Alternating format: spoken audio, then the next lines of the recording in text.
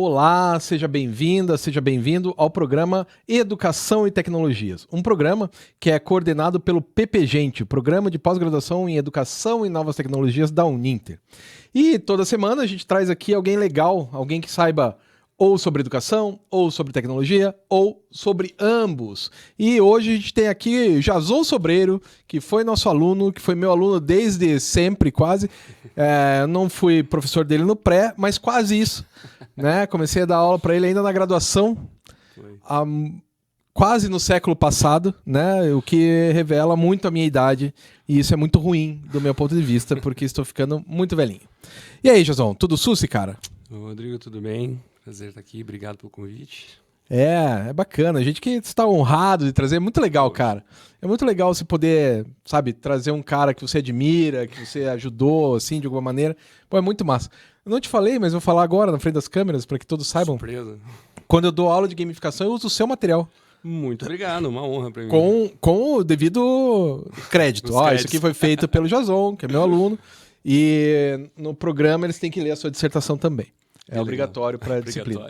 Sério? Que honra, cara. É sério. Nossa, muito legal. Tem mesmo. Por isso que de vez em quando aparece nos artigos, assim, Sobreiro 2017. É por causa disso. Que legal. Mas e aí, cara? Você pode contar pra gente um pouquinho da sua trajetória acadêmica? Pra começar. Talvez. Não, brincadeira. Claro, vamos lá. Bom, primeiro, realmente, a gente tem uma trajetória bem longa, né? Você foi meu professor na graduação, nas minhas 2 especializações, depois do mestrado, só não no doutorado, porque eu parei no mestrado por enquanto, né? Em breve, quem sabe, vá pro doutorado aí.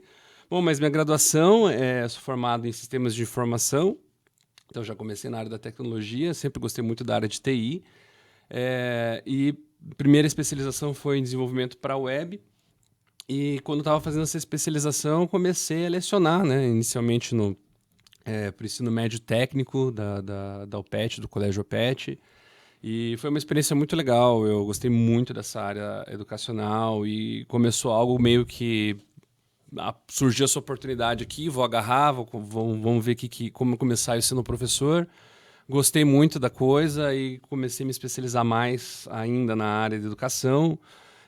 Depois passei a dar aula no ensino superior também, e pós-graduação, e posteriormente engrenei um mestrado, e sempre ligado à tecnologia e à educação, né? Tanto que eu fiz o mestrado de Educação e Novas Tecnologias da Uninter, e sempre dessa área de educação e tecnologia, uma parte que sempre me chamou muita atenção foi justamente a parte de jogos, né? E daí que me levou a entender e estudar sobre gamificação, e que é o meu objeto de estudo no mestrado, né? Na minha dissertação. E, enfim, estive em sala de aula acho que por 14 anos, parei recentemente, acho que faz uns 2 anos que eu parei de lecionar. Só porque apareceram outras oportunidades. Sim. Mesmo, mas eu falo que eu só estou dando uma pausa, um tempo, exatamente. Porque assim, eu já perdi a conta de quantos alunos meus, ou do programa, que eu mandei ler, não é que você pede, né? Em vários momentos é uma exigência. Tipo, olha, tem agora uma aluna minha, ela está estudando gamificação para ciências contábeis. Então você tem que ler a tese do Jason, a dissertação do Jason. Aí tinha uma outra que estava fazendo sobre gamificação no ensino médio. Olha, então você tem que ler a dissertação do Jason. E todo mundo tem que ler, assim, porque, pelo menos pra gente ali dentro do PPGente, virou uma referência, né? A sua... Nossa, muito legal saber isso. Porque você se empenhou um bocado também, né? Ficou bem boa também, né? Mas eu acho que pra gente começar, pra engrenar aqui, seria legal também ver a diferença entre games e gamificação, que pra muita gente isso é bem complicado ainda. E talvez seja legal um cara que sabe tudo da área falar qual que é a diferença entre um e outro e tal, né? Tudo é exagero, ninguém justo, sabe tudo, né? É um exagero, mas pra ficar legal, assim, ficar bonito. Ficar grande, assim, né? Bom, muita gente acha que jogo e gamificação é a mesma coisa, né? Gamificação, né, da palavra game, ou tem também um termo português que é ludificação, que acha, vou pegar um jogo, vou levar para dentro da sala de aula, vou fazer os alunos jogarem o jogo e pronto, estou aplicando gamificação. E não é isso, né? E também muita gente acha que o oposto, simplesmente você colocar algum elemento de jogo, alguma atividade, já está gamificando. Também tão simplista assim também não é, né? Então, o jogo é o jogo, né? Então, o jogo, ele pode ser... o jogo é mais do que uma brincadeira, né? Vale a pena também diferenciar. O jogo, o que difere o jogo de uma brincadeira simples é que o jogo existe regras, né? Uma brincadeira ela é mais lúdica, você pode ou não ter regras, mas as regras, às vezes, elas são mais tranquilas, não tão severas, mais maleáveis, né? E o jogo, não, ele carece das regras ali para ele poder existir. Então você tem jogos de tabuleiro, que a gente costuma chamar de jogos analógicos para ter uma diferenciação, né? Então, um jogo de tabuleiro, pode ser um xadrez, um ludo, uma dama, um banco imobiliário. E você tem os jogos digitais, que é feito por meio digital. Então, jogo no celular, no computador, na televisão. Na televisão, não, perdão. Tem a televisão. Tem, né? Agora aqueles. Na televisão da LG tem. Da LG, da Samsung. Isso, né, tá na televisão mesmo. Já, é verdade, né? Já não tive o prazer ainda de jogar, mas tenho. Já ouvi falar a respeito, que agora tem direto da TV. Até na Netflix, tem jogos da Netflix também. Enfim, então, esses meios digitais, eles são os jogos digitais, né? Então, separa dos jogos analógicos que. Tabuleiro, cartas, dados e etc. Mas esses são os jogos que a gente joga com família, com amigos, em casa, enfim, em outros ambientes. E a gamificação visa pegar esses elementos dos jogos, que são pontuações, as regras, tabela de líderes, cartas, dados, personagens, feedback, enfim, vários e vários elementos que compõem os jogos e trazer para contextos de não jogo, né? Então, quando a gente fala em gamificação na educação, às vezes parece que é uma coisa totalmente revolucionária e inovadora, né? Mas na verdade a gente já lida com isso há algum tempo. É só um nome bonito para algo que basicamente já existe há um bom tempo na educação, né? Então, quando você faz lá, por exemplo, o melhor concurso de redação na turma, então você tem tem as regras para o concurso, você tem uma classificação, você tem uma premiação, então são todos elementos presentes em jogos. Quando você faz uma espécie de moeda de troca ou pontos, quem conseguir mais pontos aqui ganha um bônus, uma nota extra, ganha um prêmio, qualquer coisa do gênero. Você está aplicando gamificação. Então a gente já lida com isso no nosso dia a dia, sem saber. Então basicamente é pegar esses elementos de jogos e aplicar em contexto de não jogos. Pode ser educacional, pode ser empresarial. Quando diz que você tem lá funcionário do mês, por exemplo, né? E tem os McDonald's, né? Ou quais são os critérios para você ser o funcionário do mês? Então você tem lá tem as regras, tem as metas que você tem que bater para no final você atingir aquele prêmio, né? Aquela classificação, aquela bonificação e etc, né? Então, em linhas gerais, seria isso: você pegar os elementos dos jogos e tirar do contexto do jogo, jogar para a vida real, coisas do cotidiano. Arrumar casa, trabalho, escola e tantos outros contextos. Mas me parece não, na verdade você me explicou isso lá atrás, que isso tem a ver com motivação. Né? Exatamente. Porque a gente tem um problema de motivação nos estudantes.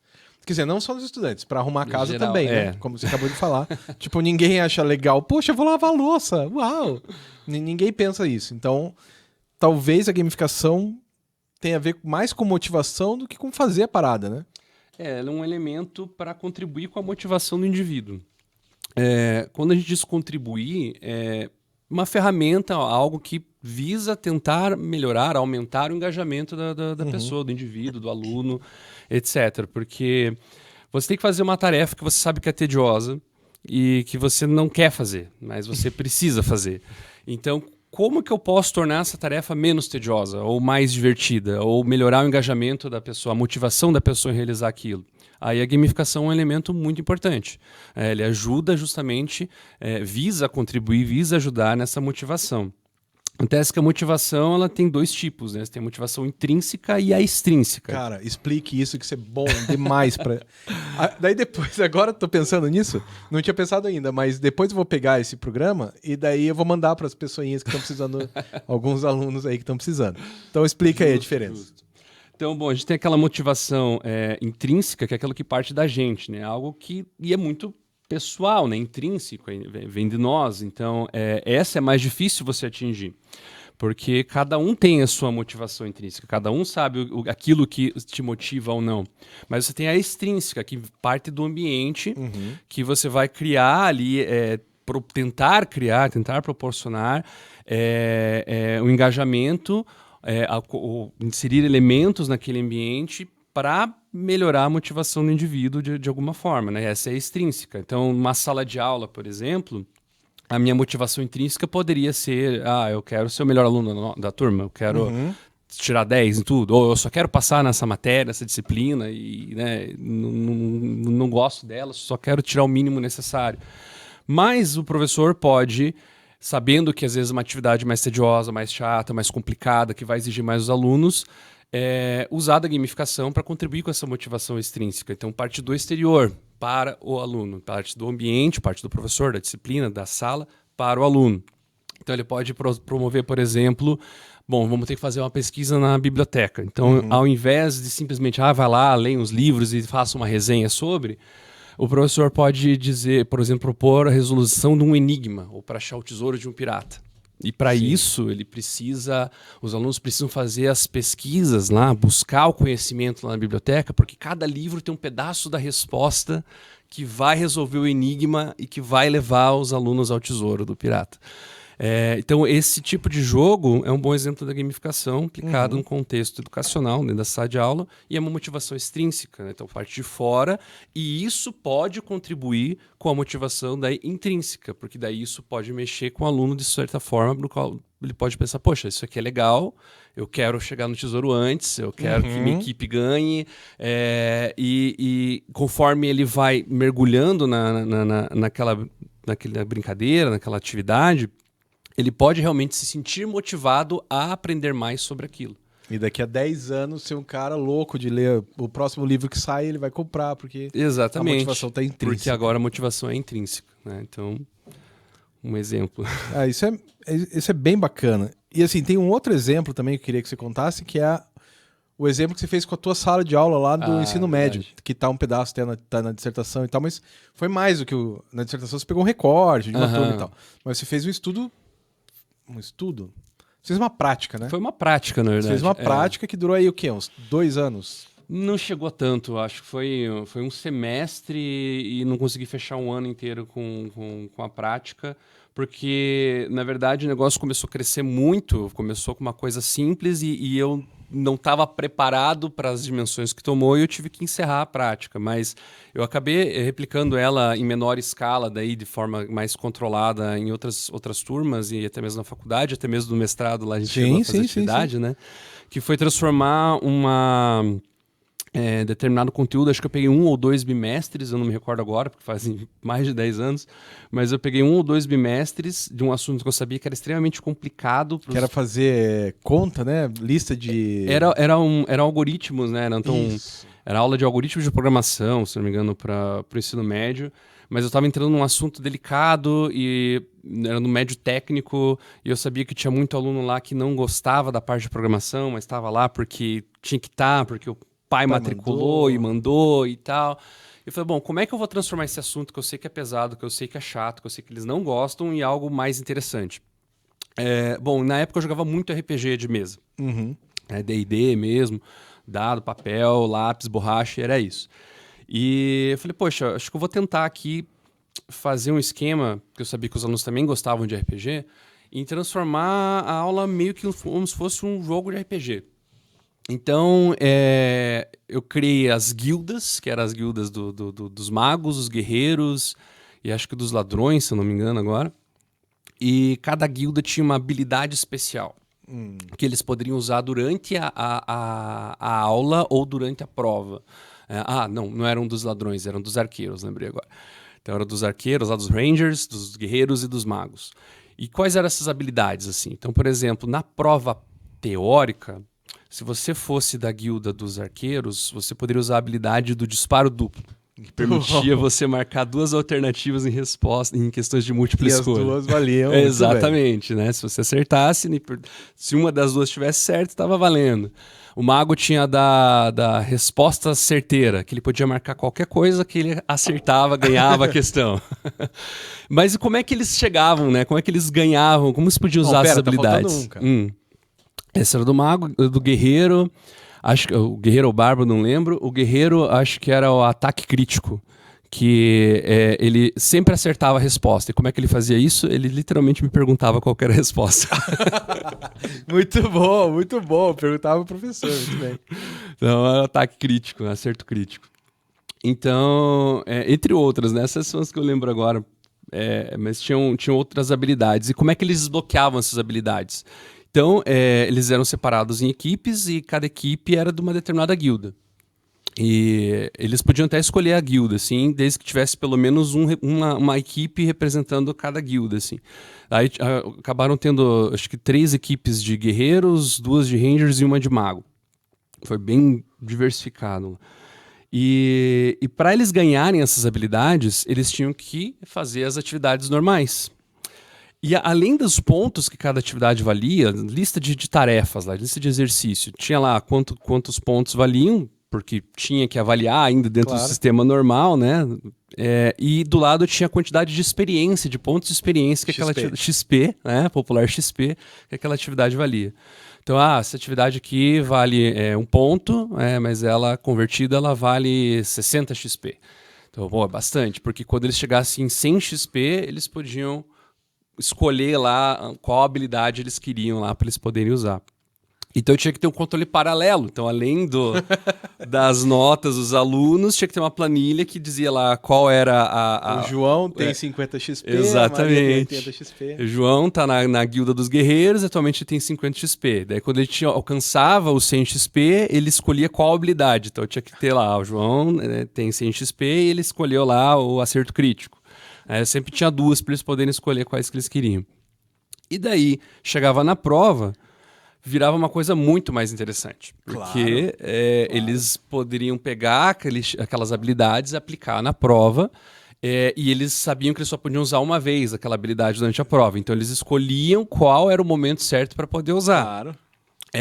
E querendo ou não, isso ajudava ele a se preparar melhor, porque ele sabia que ele tinha que usar no momento certo. Então, se eu tenho que usar no momento certo, vou deixar aquela bem cabeluda. E tinha uma coisa interessante que eu fazia também, lembrei agora. Eu entregava a prova e deixava 5 minutos com eles, sem eles poderem escrever com nada. Assim, celular guardado, lápis guardado, todo o material guardado.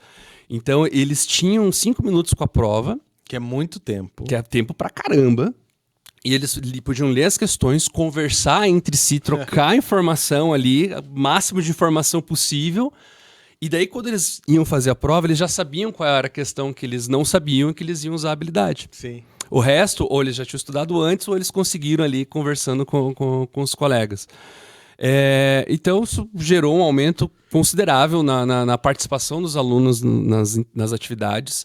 Aumentou o engajamento entre eles, porque eles trocavam informações o tempo todo. Criou uma espécie de rivalidade saudável, porque daí também tinha... Eu não lembro qual foi o prêmio que eu criei, mas a guilda que conseguisse mais pontos tinha um prêmio lá, mas era alguma coisa assim, mais física, assim. Acho que era uma caixa de bombom, alguma coisa do gênero, assim. A guilda não, a equipe que conseguisse mais pontos no final do bimestre ganhava alguma coisa mais tangível, assim. Então tinha essa competição, esse lado da competição saudável. A cooperação, que também é muito importante. Claro. Então, melhorou a motivação deles, o engajamento. E, enfim, acabei tornando aquilo que era uma coisa chata, difícil, maçante, em algo super interessante. Só que chegou um ponto onde essa atividade deu tão certo ao ponto de eu perder o controle, porque eles sempre queriam saber quais eram as recompensas, quais eram as habilidades e tudo mais. Então eu tive que abortar ela depois de um tempo, por isso que acho que ela não durou mais do que 2 bimestres, ou 1 semestre no caso. Chegou até um pouquinho no 3º bimestre, mas tive que parar, porque daí isso é uma coisa importante que a gente aprende quando está trabalhando com gamificação. Você tem que tomar muito cuidado, porque senão o foco acaba mudando. Então, começou muito bem, melhorando o engajamento deles, a participação deles nas atividades. Eles começaram estudando, se dedicando, se ajudando. E passou ao ponto onde o foco deixou de ser educação e passou a ser só a recompensa. Sim. Aí é um ponto bem crítico. E daí eu tive que parar ali porque perdi o controle e não sabia mais o que fazer a partir dali. Então foi uma experiência muito boa, muito intensa, e eu também vi que sem um bom planejamento não dá para fazer. Então, Daí você foi fazer mestrado. daí exatamente, né? Então, bom, peraí, então vamos lá. Se eu quero aplicar esse negócio direito, como que eu posso saber o que fazer, como fazer, até onde ir, quando parar, quando revisar, quando ter os pontos de controle. Daí foi que eu aprendi sobre motivação, aí que aprendi a diferença de jogo, gamificação, lá no mestrado, toda essa pesquisa que a gente faz. E que nos ajuda daí a ter parâmetros, né? Vou aplicar essa atividade, agora eu sei que ela tem que ter um começo, um meio e um fim. Qual que é o objetivo principal? Não dá para ser o ano inteiro. Exatamente. Às vezes tem que escolher uma atividade, um bimestre, um momento. Tem que ser algo mais pontual, controlável. Porque senão é muito fácil você perder o controle. E daí o negócio que era ser legal vira um caos, né? E mais do que perder o controle, perder o motivo, né? Perder a razão. A razão, exatamente. Você está ali querendo contribuir de uma maneira pontual, às vezes, para melhorar no engajamento, na motivação dos teus alunos, e, de repente, aquilo perde-se todo o propósito. Vira simplesmente Quero ganhar. Quero ganhar, exatamente. Então, uma coisa interessante também é você identificar o perfil dos alunos. Essa é outra coisa que eu aprendi no mestrado, né? Então, essa pergunta está aqui no Está aí já, então guardar para depois a resposta. Não, é porque antes eu queria que você falasse um pouco do teu produto. O produto da tua dissertação é um troço muito legal, que é uma folha de papel, que pode até ser online, né? Enfim, pode ser no computador. Uma folha de papel para qualquer professor de qualquer disciplina conseguir fazer uma gamificação com os alunos. Né? Então, cara, é uma coisa que qualquer um, sério, consegue usar. E eu acho isso, pelo menos para mim, enquanto orientador e tal, é muito importante, né?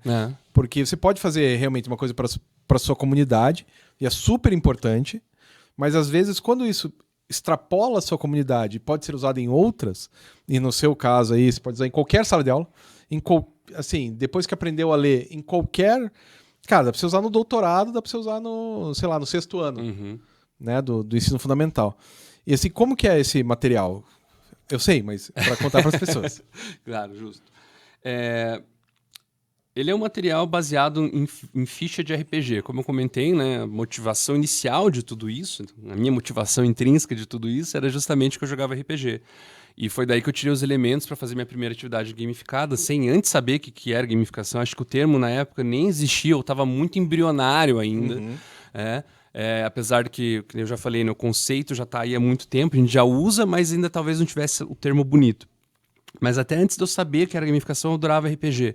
Então, quando eu comecei a estudar, levar isso mais a sério, e falei no mestrado, poxa, eu quero estudar isso, quero estudar gamificação no mestrado, e vou desenvolver um instrumento que ajude os professores a aplicar a gamificação em suas aulas, eu puxei muito esses elementos do RPG. Então, ele é como se fosse uma ficha de RPG, onde você tem ali, escreve lá qual é o nome do professor e atividade, então tudo bem formato, assim, no RPG, na ficha de RPG, para quem não está familiarizado, você escreve lá que é o nome do jogador, o nome do personagem, qual é a classe, né, se é guerreiro, bárbaro, arqueiro, né, ranger, mago, etc. Quais são as habilidades principais ali, quais são os seus poderes principais, e atrás você tem uma história ali, né, a história do personagem, você resume basicamente ali quem é o personagem. E daí, essa é a tua ficha de personagem. E daí tem um mestre que conta a história, que narra a história para os jogadores, que tem os seus próprios personagens, tem suas anotações ali do que é a campanha, o que é a aventura, o que ele tem que fazer, quais são as recompensas, quais são os inimigos, qual é o objetivo. Então, pensando nisso, eu meio que juntei as duas coisas, para que o professor ele pudesse pensar no lado do aluno e no lado do professor. Então, tem a ficha de preparação da atividade, que seria a ficha do mestre, então lá o nome do mestre, né, que seria o nome do professor, qual é o nome da quest, né, da aventura, que é o nome da atividade. E ali ele pode marcar, assim, tem uma espécie de uma tabela, para facilitar, né? Não quer dizer que ele tenha que usar, mas assim, quais são os elementos de jogos que ele gostaria de usar naquela atividade. Então, narrativa, recompensa, tabela de ranking, né, pontuação, habilidades e tal. Aquilo lá é para ajudar a compor a atividade. Então, acho que eu vou ter uma narrativa aqui, né? Vão ter que falar, vão pesquisar na biblioteca lá, mas vários livros, mas a narrativa vai girar em torno de encontrar o tesouro do pirata Morgan. Sim. Então, acho que eu vou usar uma narrativa aqui para contar essa história. Vou colocar aqui uma premiação. Então, os três primeiras equipes que encontrarem vão ganhar um prêmio, além da nota. Tem competição com as equipes, tem cooperação entre os membros da equipe. Então, ali ajuda, como se fosse um blueprint, ali, uma planta baixa ali, para ajudar a montar a história, a atividade que ele quer montar. Feito isso, ele vai descrever ali, em linhas gerais qual é a atividade, e daí para o aluno ele entrega uma outra ficha, que ali é basicamente o resumo da atividade, que daí ele pode ter com ele. Então fala, olha, você tem que fazer isso, vai ganhar isso, e você tem essas ferramentas, ou habilidades, ou recursos ao seu dispor. E bora lá. Então, pensei em fazer no papel, que é justamente para que, como você falou, qualquer um pudesse usar. Inicialmente tinha pensado, vou fazer um programa aqui, uma coisa edital, tudo e tal. Eu falei, bom, mas além de ter mais tempo, levar mais tempo para produzir do que eu tinha disponível para produzir, ia acabar sendo algo limitador, porque nem toda escola tem computador, nem todo professor sabe lidar muito bem com a tecnologia. Claro. Então, o papel fica mais fácil. Você imprime e é isso. Escreve e tá lá. Você pode tirar cópia quantas vezes você quiser e usar quantas vezes você quiser. Então é um instrumento assim para facilitar o professor que quer aplicar a gamificação em sala de aula, mas não sabe por onde começar, a criar suas primeiras atividades gamificadas. E obviamente, como tudo que faz no mestrado ou no doutorado, isso é aberto. Exato. Qualquer um pode pegar, entra lá no repositório da própria Uninter e tal, e pega a dissertação do Jason, que tem lá tudo. Só que o legal é pegar o que você fez e modificar para cada aluno, cada disciplina, certeza. Cada professor. Tipo, não gostei de guerreiro, não gosto, eu sou pacifista. Então eu não gosto de guerreiros, eu vou colocar trabalhadores. E assim, né, ele vai modificando, né? Que modificar é importante também. Exatamente, porque ele foi feito genérico o suficiente para que ele pudesse atender a uma necessidade de alguém que está começando agora, quer aplicar e não sabe por onde, e ao mesmo tempo ele fala, isso é legal, mas eu posso fazer diferente, eu posso fazer melhor, eu posso expandir, eu posso modificar, eu posso tornar até mais simples, posso tornar mais complexo. Então a ideia é essa mesma, e é livre para cada um usar, aplicada à sua necessidade, à sua realidade. É mesmo, assim, eu faço gamificação com o pessoal do doutorado, do mestrado. Que eu dou aula pro mestrado e pro doutorado. Daí, pro mestrado, eu dou aula de gamificação, já falei, com o seu próprio material, mas tá o nome lá. E daí depois eu me lembro que a recompensa, que daí tem um negócio lá que a ideia é que o aluno faça perguntas no grupo do WhatsApp. Então, se ele fizer uma pergunta, ele ganha 10 pontos. Se alguém responder a pergunta, não importa se está certo ou errado, ganha também 10 pontos. Se o cara achou, se um terceiro achou que ou a pergunta ou a resposta tá certa, tá legal, é importante, o cara ganha 5 pontos. E se perguntar para mim, professor, ganha 5 pontos também. E daí você vai competindo. Só que no final, o prêmio é a posse da cratera na Lua. Você só tem que ir até lá para buscar. Ou seja, fica muito óbvio que é uma brincadeira, mas a galera se empolga, cara. E funciona. Que daí, aquele aluno que é um pouco mais tímido, ele vai fazer pergunta porque ele sabe que ele vai ganhar 1 ponto para fazer a pergunta. E a pergunta pode ser boba, não tem problema. Ele ganha 1 ponto, daí alguém responde, ganha também.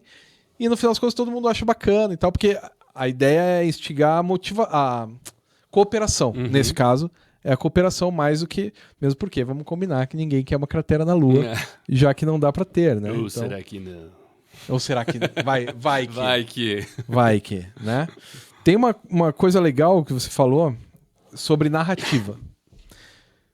Qual que é a importância da narrativa quando você vai fazer isso? Bom, daí, claro, vai depender dos públicos, mas qual que é a importância da narrativa?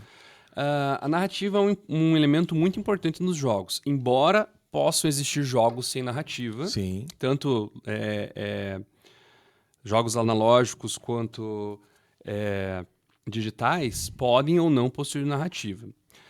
Quando você pensa em narrativa, você fala, impossível ter um jogo sem história. Nossa, desde quando eu jogo Mario tem história. Mas se a gente parar para pensar, existem jogos só baseados em mecânicas. Uhum. Né? Você tem lá, por O exemplo... que é uma mecânica? Mecânica é um conjunto de regras, vamos colocar assim, que regra e mecânica às vezes se confundem, mas elas são meio que complementares, né? Mas as mecânicas é basicamente assim, um conjunto de coisas que você pode fazer dentro do teu jogo, né? Uhum. Então, vamos pegar o Tetris. Quais são as mecânicas do Tetris? Você não escolhe a peça, o jogo escolhe qual é Sim. a peça que vai sair. Mas o que você pode fazer com aquela peça? Você pode rotacionar ela e escolher a direção que ela vai, a coluna onde você vai posicionar ela e pressionar lá a tecla para a peça cair mais rápido. Então, são as mecânicas do Tetris. Você recebe uma peça, você rotaciona ela e você coloca a peça na posição onde você quer. Então, essas são as mecânicas. As regras limitam as mecânicas. Por exemplo, eu não posso rotacionar a peça do jeito que eu quiser. Não pode nem ir para outro lado. Exatamente. Então, as regras dizem que só pode rotacionar aqui, nessas 4 orientações a peça. Você não pode ultrapassar o limite aqui do tabuleiro, colocar uma peça para fora, colocar uma peça na metade frente, da peça. Metade da peça. Você não pode escolher qual peça você quer. Então, elas limitam as mecânicas. Um jogo de terceira pessoa, um GTA lá, que o personagem pode fazer praticamente qualquer coisa. Qualquer coisa dentro dos limites das regras do jogo. Não pode sair voando. Se você tiver o equipamento para isso, pode, mas não. Mas não como o Superman. Superman, dentro do GTA, não. O personagem, sei lá, no Uncharted, que eu gosto muito, a personagem pode escalar, mas não pode escalar qualquer lugar, qualquer superfície. Então, tem lugares específicos. Então, a mecânica é escalada. A regra limita onde você pode aplicar essa mecânica, como você pode aplicar essa mecânica. Mas daí, desviei bastante do assunto, né? Desculpa aí, foi sem querer. Não. Isso que eu nem perguntei do Uncharted, cara, porque eu adoro Uncharted também. Pra mim é um dos melhores jogos. Nossa, é bom pra caramba. Aí eu ia falar do Uncharted, eu segurei isso. E eu nem falei do Last of Us também, nem... Não, se a gente começar a entrar em Last of Us, daí a gente não sai daqui hoje. Putz, então... Vamos lá. Aí, bom, agora qual que era a pergunta original também? A pergunta original é sobre narrativa. Narrativas, então. Falei um monte sobre mecânicas para explicar que é possível ter jogos sem a narrativa, tá aí o Tetris. Se você for para um jogo de tabuleiro, jogo analógico, o Ludo é um jogo baseado só em mecânica, não tem uma narrativa. Xadrez até você pode considerar uma narrativa, porque né, é um exército enfrentando o outro, tem várias outras questões ali. Mas jogos mais simples, assim, até não precisam necessariamente de uma narrativa, até jogos digitais, como o Tetris, por exemplo. Mas ela acaba sendo um elemento muito importante na motivação do usuário, do jogador, né, do aluno, porque é aquilo de você querer descobrir o que acontece depois. Uhum. O que eu vou fazer com isso? Onde eu vou chegar? O que acontece depois que eu chegar nesse ponto? A história progride, vai progredir para onde? Curiosidade, né? A curiosidade, exatamente. Isso instiga a curiosidade. Você quer saber aonde você vai, o que aquela informação vai te proporcionar, desbloqueia uma habilidade nova, onde eu posso usar essa habilidade dentro do jogo, por que essa habilidade é importante dentro do jogo, onde que ela vai me levar dentro do jogo. Então isso vai te levando a novos acontecimentos conforme você vai avançando dentro do jogo e vai te instigando a querer concluir o jogo, querer chegar no final. E o final pode ser a conclusão da história, receber um item melhor, enfim. Pode ser várias coisas. Então a narrativa dentro de atividades gamificadas, ela acaba sendo um elemento muito importante para contribuir com a gamificação, para motivar o aluno, né, continuar motivando o aluno a querer saber o que eu vou fazer com isso, claro. Para onde vai me levar, né? O que vem depois. Então, porque a gente se move em narrativas, né? Exato. O mundo se move em narrativas. E os tipos de jogadores que você estava falando, eu cortei. Isso, exatamente. Isso é muito legal, isso cara. É legal e é importantíssimo. Sabe que cada vez que eu mostro isso para os alunos na sala, assim, os alunos já estão no doutorado, sabe? Uhum. E eles, nossa, eu nunca pensei nisso. Sempre tem essa... Eu acho que daquele material que você fez lá, eu acho que a coisa que mais chama a atenção deles é isso. Que legal. É essa parte dos tipos de jogadores, que acho que ninguém sabia. Eu também não sabia, aprendi contigo, então... Mas fala aí. Os tipos de jogadores, ou os arquétipos de jogadores, né, são chamados também de arquétipos de Barton, um pesquisador chamado Richard Barton. Ele categorizou assim, em 4 grandes caixinhas, 4 grandes grupos os jogadores.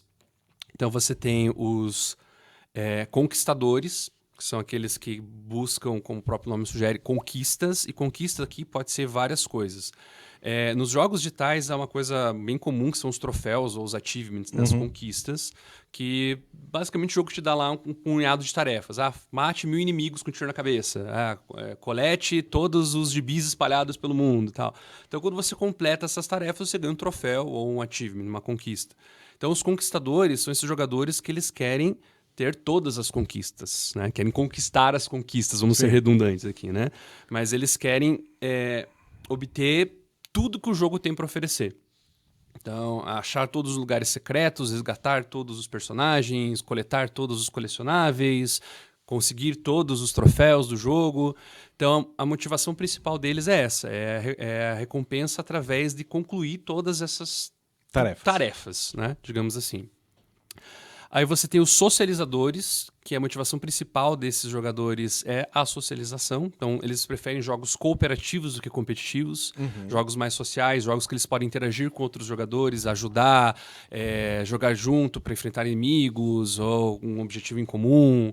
Às vezes é passar horas e horas no Minecraft, por exemplo, construindo uma casinha. Claro. Às vezes é juntar os amigos para enfrentar um inimigo, um chefão, ou progredir na história, ou juntar vários jogadores, como no World of Warcraft, para as raids, né, que são aqueles eventos maiores que demandam vários jogadores. Às vezes você pode não conhecer nenhum daqueles jogadores. Então, os socializadores, eles gostam desse elemento mais social dos jogos. Então, eles buscam o jogo para isso.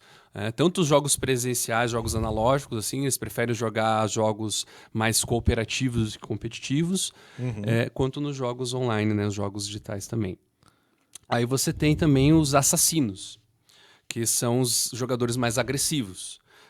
O assassino e o conquistador, eles têm algumas coisas em comum. Assim. A diferença é que, além do assassino querer as conquistas, e ele sabe que alguém vai perder e de preferência não seja ele. Então, o assassino quer ser sempre o melhor. Então, não basta quer destruir o outro. Quer destruir o outro. Né? Não basta vencer. Ele tem que vencer e você tem que perder, de preferência de uma maneira bem humilhante. Passar embaixo da mesa. Exatamente. São os jogadores bem mais agressivos que tendem a gostar de jogos mais competitivos. E eles também têm esse perfil de eles querem fazer tudo, mas eles querem fazer tudo antes de todo mundo, querem terminar o jogo mais rapidamente, querem conquistar tudo mais rapidamente, querem ter maior pontuação no placar. Enfim, eles demandam, eles têm essa necessidade de serem os melhores, de procurar ser os melhores ou estar entre os melhores. Essa é a principal motivação deles. Tanto que daí na minha dissertação, pensando assim, em contexto educacional, eu sugeri mudar o termo assassino para lutadores. Sim. Que dá a mesma ideia, você está lutando para ser o melhor ali, para conseguir o seu lugar ao sol antes dos demais, mas tira essa conotação pesada da palavra assassino, que não combina muito no contexto educacional, né? E o último arquétipo foram os exploradores. Exploradores, isso, obrigado. Então, que inclusive é onde eu me encaixo nesse arquétipo aí. Os exploradores, eles gostam de, como o nome sugere, explorar tudo que o jogo tem a oferecer. Não necessariamente conquistar todos os troféus, achar todos os lugares, mas eles sentem mais prazer em curtir a jornada dentro do jogo.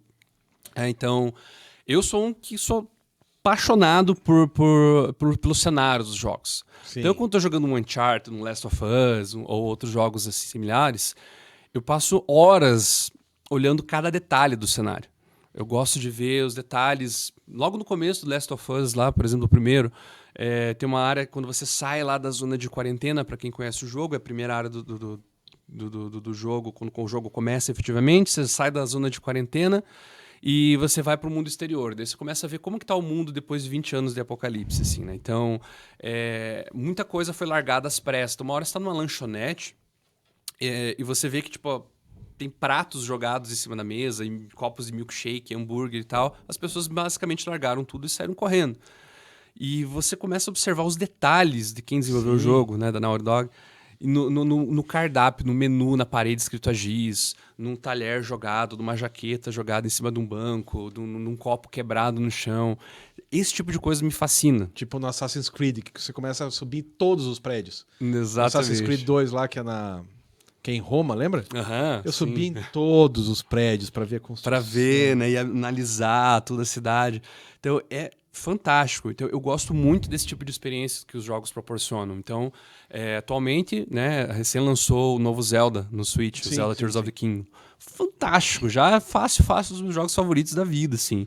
E o jogo é gigantesco, ele tem muita coisa para você explorar, porque você tem Hyrule, que é um mundo gigante, você tem as ilhas no céu e você tem um mundo subterrâneo para explorar. Eita! Então, eu perco horas. Eu não fiz um quarto da campanha principal do jogo. Perco horas só explorando, porque eu gosto dessa questão de ir em todo canto, conhecer lugares novos e ver diferentes lugares e biomas. Então, o jogador que tem esse perfil, esse arquétipo, ele tem esse sentimento nos jogos, assim. Então, independente do objetivo principal, da história principal, tal, ele gosta de explorar, gosta de conhecer aquele universo do jogo.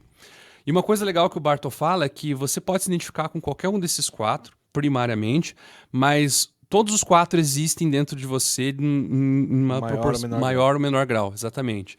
Então tem até um teste que você pode fazer lá online para determinar um questionário lá, que conforme você vai respondendo as questões, ele te dá qual é o teu arquétipo principal e quantos por cento... Isso, porcentagem dos demais. Dos demais, bem legal. Eu sou explorador também. Então, eu sou explorador, um pouco de socializador e daí bem pouco conquistador, quase nada assassino. Isso, eu também. Tanto que eu não jogo nenhum jogo de competição. Eu jogo só esses jogos em terceira pessoa, que é você contra você contra mesmo. Você, contra o jogo, né? E é isso mesmo. E... Pô, esqueci de falar, mas eu comprei, cara, o Banco Imobiliário da Marvel. Nossa, que massa, cara. Só que assim, o Banco Imobiliário, lembra, né? Você coloca a casinha, depois de 4 casinhas, você coloca um hotel. E você vai comprando os locais. Os terrenos lá, os lotes. Não, esse você compra os gibis. Que massa. Aí você compra, e daí vem uma cartinha que é um gibi. Dobradinha assim, você compra o gibi. Daí é uma edição, 2 edições, 3 edições, 4 edições e um ônibus. Que massa. É igual, mas é a mesma mecânica do jogo, só que... Daí assim, o Homem Amazing Fantasy número 15, que é a primeira aparição do Homem-Aranha, é o mais caro do jogo. Né, assim, uma edição do Fugitivos, que é um gibi recente, assim, é uma baratinha. E assim, a gente vai jogando. Muito bom, cara. Muito divertido. Que legal, nossa, legal mesmo. E os caras vão fazendo, né, umas paradas diferentes, assim. E... bom, eu tenho ainda 2 perguntas aqui mais importantes, depois eu vou para dos videogames, né, porque é óbvio que a gente vai ter que se divertir, né. O que você está fazendo agora da vida? Bom, atualmente eu estou fora da sala de aula, mas eu continuo trabalhando com jogos, de uma maneira geral. Então eu trabalho numa empresa que desenvolve jogos, no caso são jogos para cassino, mas são jogos legalizados, tá? A gente não é nada ilegal, aqui para o exterior. Eu anteriormente estava trabalhando numa empresa que desenvolve jogos para mobile, jogos para celular, tablet, etc. Mais casuais, assim, também era bem divertido fazer. E só por enquanto, assim, estou fora da sala de aula, mas ainda sinto bastante... falta da sala de aula, sinto saudade, que em breve vou voltar. E o bom é que já tô com a cabeça cheia de novas ideias e projetos, então quando eu voltar para a sala de aula, as minhas atividades gamificadas vão ser bem melhores. Claro. E assim, para esse trabalho novo que você está desenvolvendo, aqueles slot machine, né? Isso. Tipo máquina de cassino Máquina de cassino mesmo, exatamente. Isso aqui é todo digital agora, né? Então, sim. Que fica tudo. nos navios grandes. Fica em cassino, lá em Las Vegas, Isso. em Londres. Tal. E assim, o mestrado, como que o mestrado te ajudou nisso? A tua trajetória do mestrado? Cara, o mestrado me ajudou de várias maneiras, assim. Não só a me tornar um professor muito melhor, porque apesar do mestrado ser educação em novas tecnologias e a gente focar muito na questão das tecnologias, tinha muitas questões pedagógicas mesmo que estão envolvendo a educação que eu não tinha ideia. Claro. Então, o mestrado me abriu muitas portas assim para melhorar a minha didática, para melhorar o meu lado pedagógico. E os meus próprios alunos davam feedback, assim, nos últimos anos eles falavam, nossa, professor, eu tive aula com você lá há 10 anos atrás e hoje é outra coisa, melhorou muito, poxa, tá de parabéns e tal. E também abriu para o lado fora da sala de aula, no ambiente pessoal e profissional, me ajudou muito a ver o mundo com outros olhos e a enxergar os problemas com outros olhos. Uhum. Então, quando você tem um problema, agora você não fica mais empacado daquele problema. Fala, bom, vamos analisar esse problema sobre outras óticas, sobre outras perspectivas, e quem mais teve esse problema, como chegou na resolução desse problema, se essa resolução serve para mim ou não. Então, o mestrado me ensinou realmente a ver que os problemas são simplesmente oportunidades de aprendizagem e a abordar o problema de maneira diferente, a estudar o problema de outras maneiras, assim. Isso contribuiu tanto comigo, assim, que hoje em dia eu posso entrar numa empresa tudo bem que temos meus anos de experiência lá de aula, tudo mais, mas daí quando eu for fazer uma entrevista, por exemplo, eu falo assim, poxa, mas você ficou muito tempo fora do mercado, tá em sala de aula, mas eles percebem justamente pela minha trajetória acadêmica que eu consigo abordar os problemas de forma diferente e consigo chegar a uma solução para esses problemas. Então, isso já me permite entrar num grau sênior nas empresas como desenvolvedor. Pela maneira como eu analiso as questões dos problemas, como eu classifico os problemas em grau de prioridade, como a minha organização daí na hora de resolver as questões, e a maneira como você aborda e a maneira como você entrega a solução. Então, beleza, temos um problema. Ah, ferrou. Não, peraí, não ferrou não. Calma. Vamos por partes. Né? O que dá para fazer nesse momento, com as ferramentas que eu tenho, com o conhecimento que eu tenho aqui? O que dá para fazer agora? Beleza. Qual é o próximo passo? O próximo passo eu resolvi de maneira muito simplista. Não, mas é uma solução temporária. Então, preciso melhorar isso aqui. Quem mais teve esse problema? Fulano, Cicrano e Beltrano. Como que eles resolveram? Esse me serve? Não. Esse me serve? Não. Esse me serve? Esse talvez. Tá, me serve parcialmente. Como eu posso expandir isso? Então, a busca pelo conhecimento e pela resolução de problemas melhorou muito depois que eu fiz o mestrado. Pra caramba, assim. Então, a pesquisa, né? A pesquisa, né? Pesquisa. Exatamente. Porque eu me lembro claramente de falando pra você assim, bicho, veja o lado bom, mas veja o lado ruim exatamente. Também. Você não pode ver só o lado bom que você não tá vendendo nada. Você tá pesquisando, é outra coisa. E eu lembro também de esquema bem divertido, assim, fazendo a certa inconfidência, que você sempre usava videogame, né? Como exemplo. Eu falei, cara, não pode ser só videogame. Então, assim, pra cada videogame que você colocar, você pode colocar o que você quiser, mas pra cada videogame você vai colocar um jogo de tabuleiro. Cara, daí a dissertação deu um pulo na hora que você fez isso. Mesmo. Porque foi justamente aí que me deu o estralo, na hora que eu comecei a fazer esse paralelo, que eu falei, olha só que legal, jogo é jogo. Isso. Né? Jogo digital, jogo analógico é a mesma coisa. Ambos precisam de um sistema. O que é um sistema? Vai mudar o sistema do digital para o analógico, mas todos têm que ter um sistema. O sistema é um conjunto de elementos necessários para você jogar o jogo. O sistema de um jogo de xadrez, jogo de dama, mais simples. É um tabuleiro e as peças. O tabuleiro pode ser riscado com giz no chão e as peças podem ser pedrinhas, mas esse é o sistema necessário para jogar o jogo. Para jogar lá o Last of Us no PlayStation, eu preciso do console, do jogo, de um controle, de uma televisão, uma fonte de energia elétrica. Muda o sistema, mas é um sistema, é o necessário para eu poder jogar o jogo.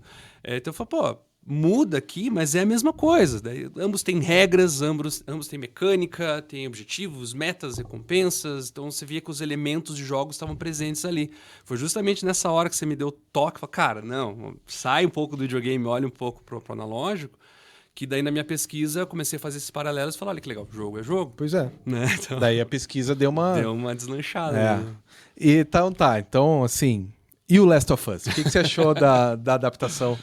Você assistiu, né? Assisti, claro. Óbvio. Nossa, perdia lançava lá, tava lá já, pronto na quarta-feira. Era domingo às 11 horas da noite. Era uma desgraça. Verdade. E aí ficava lá atualizando a HBO lá, que dos primeiros episódios atrasou no Brasil, uma desgraça. Mas enfim, nossa, a adaptação eu achei fantástica. Claro, tem minhas ressalvas. Né? Tipo, tem zumbi de menos. Exatamente, sabe bem. Eu acho que com a maneira que eles pegaram a narrativa principal ali, que é o relacionamento do Joel e da Ellie, ficou muito fiel ao jogo. Inclusive tem diálogos e idênticos, cenas, sequências assim, idênticos, um Ctrl-C, Ctrl-V. Tinha momentos assim que eu tava assistindo e querendo mexer ali. Apertar o controle ali e tal, porque ficou muito, muito bom. Então, eu acho que a essência tá ali, perfeito. Nossa, achei fantástico mesmo. Mas algumas coisas, não levou 10 a adaptação, por algumas coisas que me incomodaram um pouquinho. Primeiro foi, realmente, acho que tem uns 3 episódios que tem os infectados, assim. No primeiro lá, acho que no terceiro, no quinto, que eles realmente fazem alguma diferença em termos da história, em termos de narrativa. Depois acho que os 3, 4 últimos episódios nem aparecem. Tipo, Isso. né? Então, e eles são um elemento muito importante na narrativa do próprio... Porque é o que dá da própria urgência, história. né? Aquela sensação de urgência, de você precisar ali resolver um problema, tal. Em muitas situações ali, nos episódios mais dramáticos mesmo, muito do drama tá ligado ao fato de você precisar escapar dos bichos, você precisar sobreviver a uma situação ali e tal. Então eu senti muita falta disso. Acho que os 3 ou 4 episódios finais ali faltou mesmo. Era um elemento importante que não poderia ser cortado. E o episódio final, especialmente, ele foi muito apressado.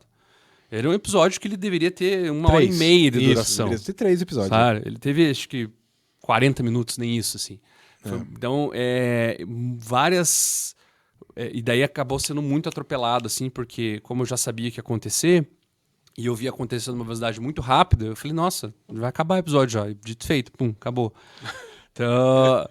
não tem pra onde ir, né? Eu já sei como é que acaba. Você tira da Premiere, que teve 1h30, né, do lançamento, e do episódio final, que tem, tipo, 35 minutos, sei lá, Sério alguma coisa que tem 35? assim. Acho que não chega a 40, eu acho, assim, efetivamente. Eu nem reparei nisso.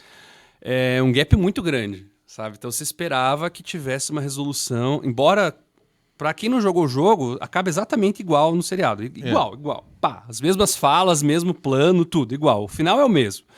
Mas a trajetória desse episódio final no jogo é mais bem explorado que na série. A série ficou muito atropelada. Eu acho, na minha percepção, que o jogo dá mais tensão do que a série.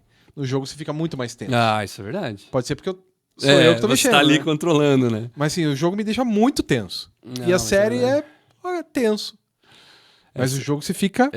Exatamente. Porque acho que justamente essa falta dessa emergência, dessa urgência de você ter que se esconder ou fugir ou enfrentar os infectados, que faltou na série. Isso. Porque tem situações ali que... tinha um episódio inteiro ali o episódio dos canibais lá, o episódio do David. Em termos de narrativa, ficou excelente. Ficou muito bom, foi uma adaptação excelente. Inclusive, o ator, que não lembro o nome dele, o ator que fez o David na série, dá muito mais medo do que no jogo mesmo, assim. Só que no jogo, você tem situações onde você tá escapando dos infectados ou lutando contra eles, que dá um elemento dramático muito pesado pra narrativa e que não tem na série. Faltou muito ali. No final também, no episódio final também acontece. Também você tá fugindo dos bichos lá e tal. E daí acontece e da maneira como eles chegam no hospital foi muito abreviada, muito atropelada, assim. Então, eu daria uns 9, assim. Mas tá bom, tá passa ótimo, de ano, não, passa de ano. Passa. E quais videogames que você tem agora? Você tem o PlayStation qual? Você tem eu não tenho 5 ainda, porque tá muito caro. Justo. E agora que tá compensando, assim. Até o ano passado não compensava. Porque não tinha jogos. Não tinha jogos. Eram os mesmos jogos que eu tinha no 4. Falei assim, não tem por que mudar ainda. Agora que vai começar a ser coisas interessantes mesmo, assim. Aí talvez eu compre no final do ano, MD de Natal, de aniversário, Black Friday, não sei. Black Friday Então, Black Friday, muita gente acha que não vale a pena, mas dependendo vale. Porque então, eu tenho o Play 4, daí outro console que eu tenho que é o Switch, eu comprei no Black Friday em 2020, valeu muito a pena. Foi o menor preço desde então, nunca vi o menor preço de lá. Comprei assim, valeu totalmente a pena. E acho que são só os de principal, assim, só. Ainda tem uns old school, ainda tem meu Mega Drive 16-bit guardado lá com muito carinho. Ainda? Tenho Mega Drive, tenho o SNES guardado, tenho o Nintendo 64 guardado. Mas esses são relíquias, né? Eu deixo guardadinho. Mas né? isso aí sabe que vale uma grana agora, se você quiser vender. Mas você não vai querer vender. Tem né? valor sentimental, né? Claro, tem todo um contexto emocional. Não tem porquê, né? Não tem porquê. Não tem porquê vender uma coisa tão legal, né? Exatamente. Mas você pega eles pra jogar ainda ou não? Não. Eles funcionam, mas eu deixo realmente guardado lá, porque os jogos deles que eu tenho em plataformas digitais, assim, originais, né? Eu sou meio contra a pirataria, assim. Eu sou bem contra a pirataria. Então, eu sou o trouxa que paga licença de software, e compra jogo original, eu sou esse tipo de cara. Ainda mais desenvolvendo jogos, né? Então, fica feio o desenvolvedor de jogos piratear jogo e tal. Mas eu tenho lá, por exemplo, os jogos do Mega Drive todo eu tenho na Steam, que tem o console virtual lá do Mega Drive. Todos os meus jogos eu tenho lá, e até mais.